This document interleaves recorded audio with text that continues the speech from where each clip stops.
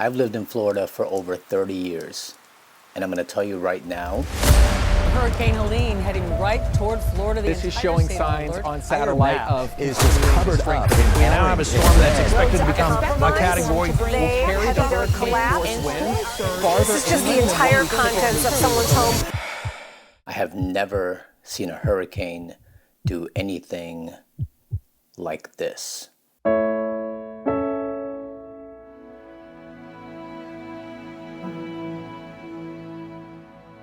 Now, of course, we've seen some pretty destructive storms, Katrina, Ivan, Michael, but I've never seen a storm cover an entire state and then move out of that state and just continue to do destruction in all the neighboring states after it. And it was so close too, man. Like, that storm was at our doorstep. Hurricane Helene missed us pretty much by a hair.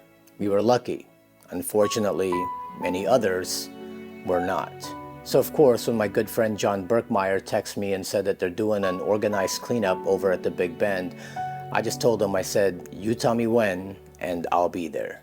Because I mean, we have these built out rigs that can pretty much go over any kind of terrain. We have winches on them that can pull trees and vehicles and other large obstructions. We have all the tools that we could possibly need to help when it comes to hurricane cleanup. And what good is all that gear if I'm not doing anything good with it?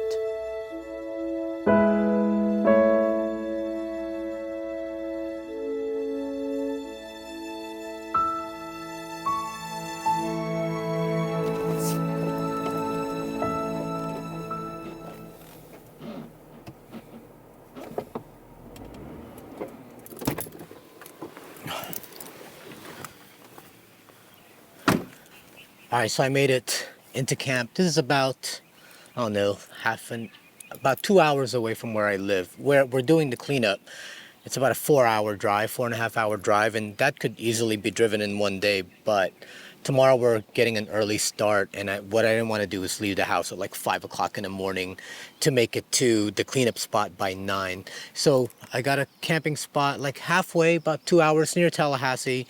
That way tomorrow I can wake up really early, get to our cleanup spot, and get an early day start, because there's going to be a lot that needs to be done tomorrow.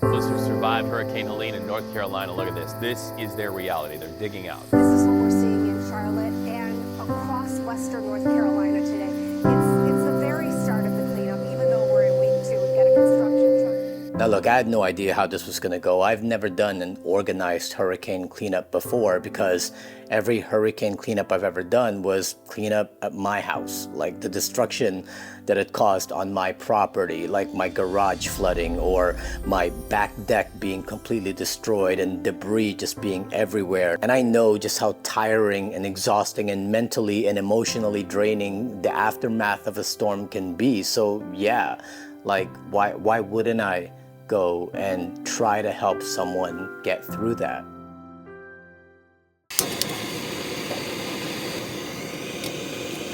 So we have a pretty long day today. It's gonna be a lot of work today. It's about 5:30 in the morning now. I'm gonna try to leave here about 6. 2.5-hour drive to Steinhatchee, which is the Big Bend area, and I'll get there 6, 7, 8:30, and then you add a 1-hour time difference, so I'll get there about 9:30, 10 o'clock maybe, after getting fuel. It's a little later than I would have liked, but yeah, it's that time difference is what makes it weird. We're in part of Florida that's actually in Central Time. You would think the entire state is Eastern Time Zone, but it is not. So I'll be crossing the time zone line here in about 10 miles from here. It turns into Eastern Time. So I need to get going, get packed up, drink my coffee real quick, and get down there. All right, let's get going.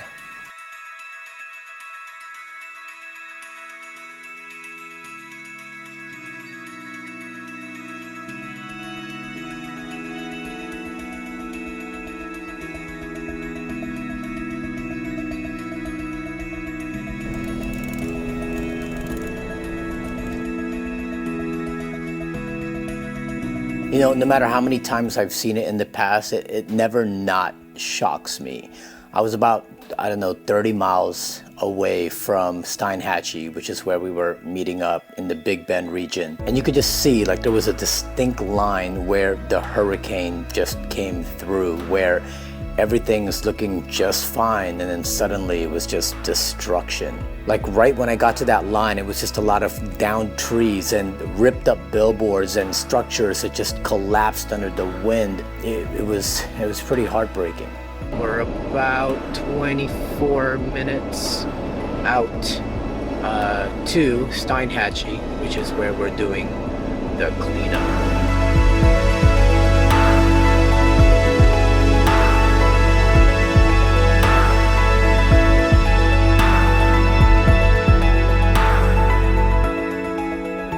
Now, the address that John gave me to go to was the local church, and this was basically base camp for all the volunteers to meet up at. When I pulled up, I saw all these overland and off-road rigs just parked in the lawn of the church, and it made me feel good inside knowing that there were other people who were thinking the same way I was, where we have these built-out rigs that are ultra capable. Let's use it for more than just, hey, let's go hit the trails this weekend.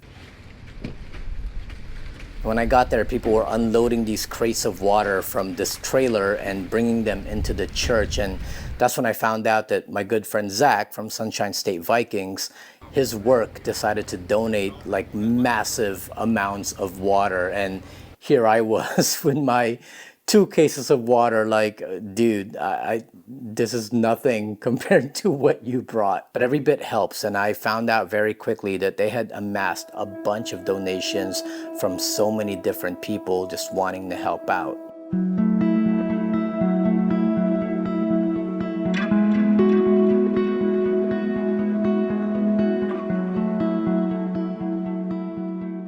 Of course, I saw John. What's going on? Hello there, John. Want to talk about what the plan is for today? Sure. I missed the meeting, so. Yeah, no, well, we haven't done the meeting yet, so you're great. Oh, good. Okay. Yeah, we're down in Steinhatchee today helping folks out, helping folks that can't help themselves. We've got overland rigs and all kinds of other gear and equipment, so we'll be helping them out. It'll be good. I also saw some familiar faces and good friends. Daryl is here from Adventure Crusaders. What's up, guys? It's always a good time when I see you, right? It's a good time to see you too. So Zach from Sunshine State Vikings is here as well. Yeah. It's always good to Communities see helping you. communities. It's always good to see you, bro. You as well. This guy breaks a lot of drones, breaks a lot of things. He has no fear. Yep. Not like me. I've been on the low risk trend right now, as in just not using the drone. Yeah. And of course, I also met some new people, like the owners of the church. Hi, I'm Chrissy Hoover. I'm the pastor's wife here, and we are with Grace Christian Church here in Steinhatchee. We have had multiple donations, been wonderful. They're coming in every day. We're trying to, people's needs are changing. As they're getting their homes cleaned and back, they need different things. More and more people are coming, and the Lord's meeting all kinds of needs. Yeah. I mean, we had somebody needed a generator, and that day somebody specifically came and brought a generator, and we were able to give it to her for her to have electricity. It's all that kind of stuff. I had one of my members who hasn't been here because she evacuated, and she's like, would you make me mashed potatoes? And I'm like, I don't know how I'm going to do that. And the church showed up with barbecue with mashed potatoes. It's the and comfort brought her things. mashed potatoes. Yeah, it's the comfort. So all those kind of things just have been wonderful. We just planted this church about 15 months ago. It's been a blessing that we've been able to help the community, and they're getting to know us, and they're getting to know where to come. And you guys have had 3. Yes, and we've had 3. But our people are resilient here, and everybody pulls together, and everybody works together. We have multiple places The Fish House has supplies, McDavid's has supplies, we have supplies, so if we don't have something, we can say to them, have you gone and checked with them? So we're all working together to try to make sure everybody gets their, their needs met. Can all the FTS people just get in a little bubble really quick? And then everybody else will go first over to the boat and just help that gentleman get stuff off of his boat and onto this trailer, if that's okay. Because Jared, the chiropractor, has rented a storage unit for this gentleman to put all of his stuff in. So we'll get the stuff off of his boat on the trailer, unload it at a storage unit for him really quick. It'll be a great birthday present for him. And then once you guys are done with that, we'll go over to an elder, I think she's 89 or something, Marla. She's got trees down at her house. And then that team will we'll basically have two teams that'll be working together is how that'll work out. So FTS crew is here, everybody else crew is here, and we'll do things that way. All right, time to roll out. Just give me like 2 minutes and then we'll roll. Take your time putting your makeup on. That's pretty crazy, man. All these people literally just got done going through all of this.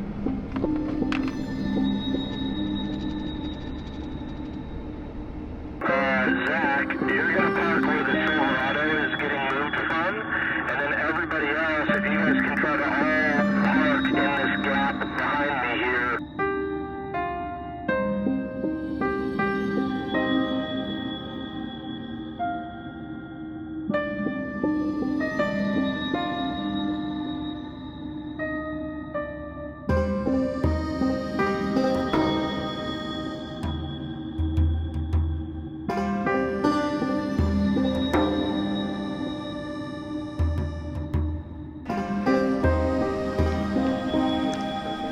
So the guy who owns this boat over here, 7 years old, been living out of this tent for the last 7 days since the storm, and just trying to survive out here because he was living in his boat. Today's his birthday. And today is his birthday.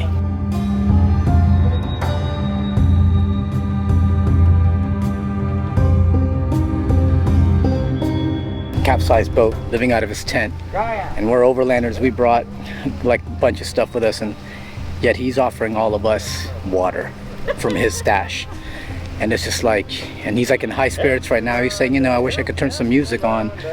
I mean, it's just, the positivity that he has despite the circumstances that he's in, man. I mean, these are the type of things we can learn from. Like, I mean, it's unreal.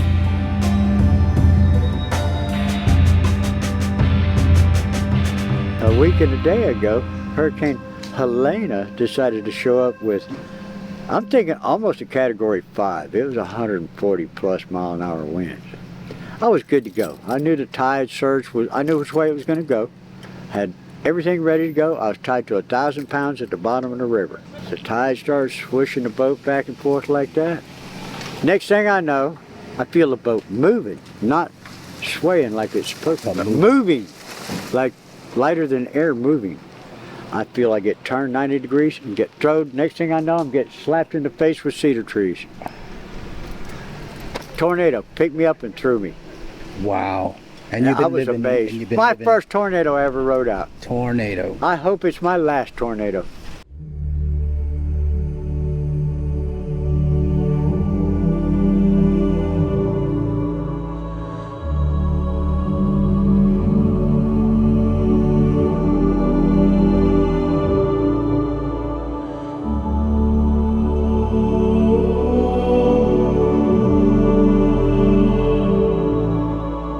I thought you were a caveman. I'm gonna take this stuff in my house. Go ahead, I know where you live. All right, crew, we ready, guys? Yep. I'm Jared Hill. Jared. Yeah. And Yeah. Dr. Jared Hill. you're from here. Well, I'm about a half mile up from the church there where you guys rolled in. Thanks, guys. Appreciate you.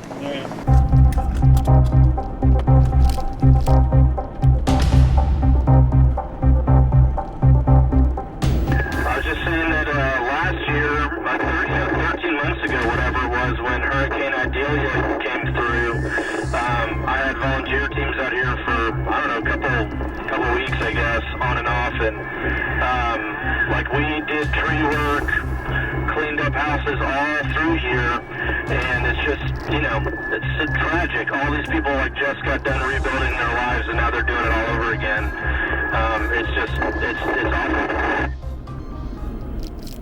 So after we helped out with Joe's, it was time to go get lunch, and I was surprised to find just how many volunteers had come to give out free plates, and not just to people who were displaced, but to all the volunteers, electrical people and cleanup people, and basically anyone who wanted a meal.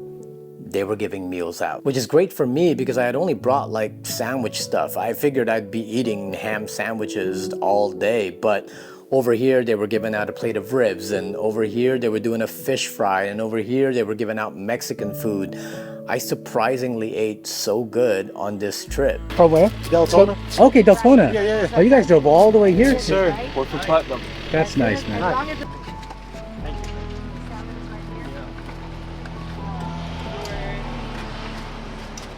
Now, I will say that it wasn't as, and this is the wrong word, as organized as I imagined this cleanup would be. And what I mean by that is, I thought we would be going there and going to a particular residence or a building, and we would just be emptying it out and cleaning up the garbage and moving things out of the way. But you have to understand that this storm had happened a week prior, and by the time we got there, a lot of the garbage and debris had already been gathered and put on the side of the road, and all we were there to do was just to do other things that hadn't been done yet, or things that people needed help with. Basically, the way it worked all day is people would come to us requesting for help with something that they couldn't do themselves. Maybe they were supposed to have a crew come, and that crew never showed up, or maybe they applied for aid and they never got a call back. So they would come to us seeing if it's something that we can handle,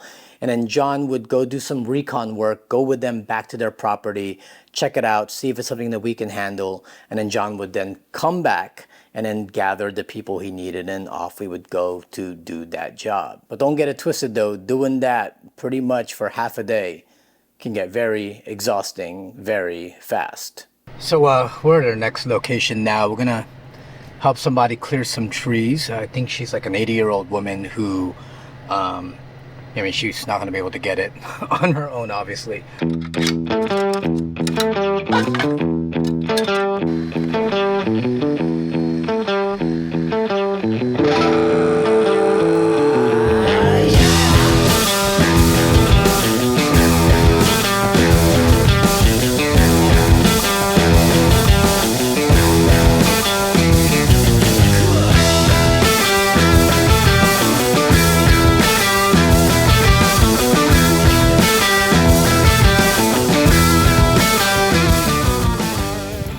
Zach is used to this. That's kind of good stuff. This is what he does. There we go. Yeah. And it broke it for you. Yeah, thanks for giving me the heads up that was down there. I totally forgot. It's fine, it doesn't matter. He's not afraid of anything.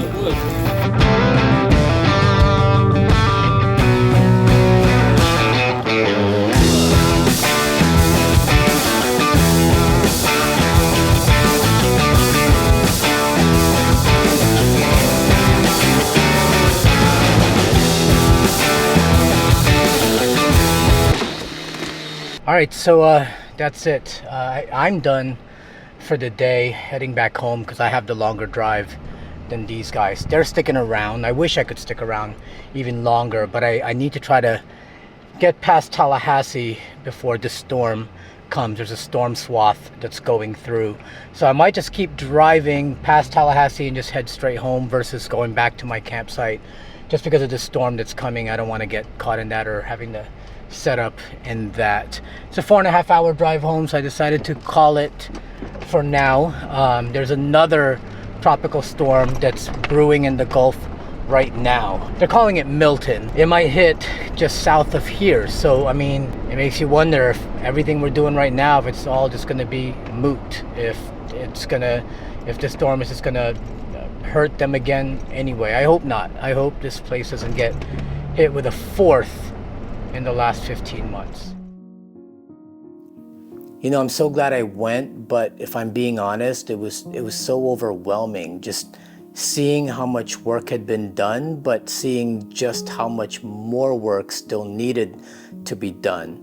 It's gonna take a while for this community to recover. I mean, mind you, this was the third hurricane they've had in just 15 months, and I just couldn't shake the feeling of, did we do enough? Did we even make a dent? Did it even matter that we were there? I mean, yeah, we helped clear some trees and we helped a guy empty his boat and put his stuff in storage, but like, did any of that even matter? In the grand scheme of things, we were just a group of people that came and helped, but we got to go home while they are still there, and they're gonna be doing that for many, many, many more days to come. But I'm sure that some of them appreciated some help, whatever help we could offer. Yeah, I saw destruction when I was there, but I'm not gonna remember the destruction. I'm gonna remember the healing that this community was going through, and the kindness of people who were volunteering and helping out their neighbors. You know, when I set out to do this video, I thought I was gonna do a video about how we as overlanders can do more with our equipment and our gear and all that. But, you know, it's not just us as overlanders in this hobby. Anyone who has the means to help can help. You know, I hate this mentality of, you know, I'm waiting for my calling. Fuck a calling. If you see a need, meet it. You know, if we could all do that in unison together, then this world would be a much better place than it is right now. Like, we can't control what the weather is gonna do. We can't control what the earth is gonna do. There are forces that is beyond our control. But what we can control is how we treat each other. And that's what I'm gonna remember. I'm not gonna remember the destruction or the chaos or the hurricane. I'm gonna remember the people that were giving out food. I'm gonna remember the local church that opened its doors so people can come and get what they need. I'm gonna remember the service workers working to get the power back on. I'm gonna remember the cleanup crews and all of our friends who came together to help out where we could. I'm gonna remember the people whose homes were just destroyed but were still smiling and welcoming of us. That is humanity at its best, and I wish the world functioned like that all the time, everywhere. I'm hoping that's what humanity becomes. I'm hoping that's something I can count on, that when some huge hurricane inevitably makes its way into this town, that there are people out there who just want to do more and will descend upon this place and give their talent and give their skills and give whatever they can to help people in need. If we can just keep doing that, I think we as a people, I think we'll be okay.